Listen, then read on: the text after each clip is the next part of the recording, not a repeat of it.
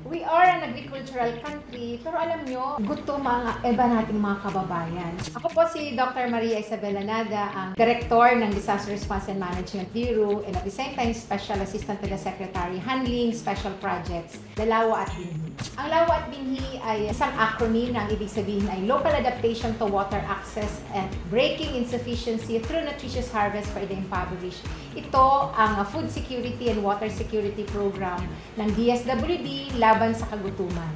Ang kagandahan po sa ating Project Lawa at Binhi ay binubuhay natin ang kultura ng Pilipinong bayanihan. Ito rin po ay people-centered at consultative dahil kinukonsulta po natin ang ating mga kababayan. Ang gusto ng ating ahensya ay tiyakin na walang gutom na Pilipino. Kaya bago pa man dumating ang disaster, yung Project Lawa at Binhi ay nandyan na sa ating mga komunidad at tumutulong sa ating mga kababayan na magtiyak na meron ho tayong mga tanim.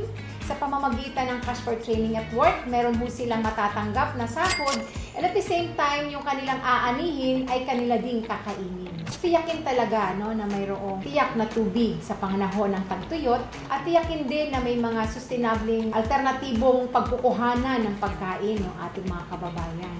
Inaanyayahan namin ang ating mga kababayan na mag-volunteer at mag-donate sa ating Project Lawa at Binhi. Maaari po kayong tumulong sa pamamagitan po ng pagbibigay ng mga libreng binhi o kaya naman po ay mga equipment na pwedeng magamit ng ating mga kababayan sa pag-construct ng ating mga Project Lawa. So like and share nyo na rin po yung DSWD FB page and at the same time, yun pong Project Lawa at Binhi page. See you po sa next video.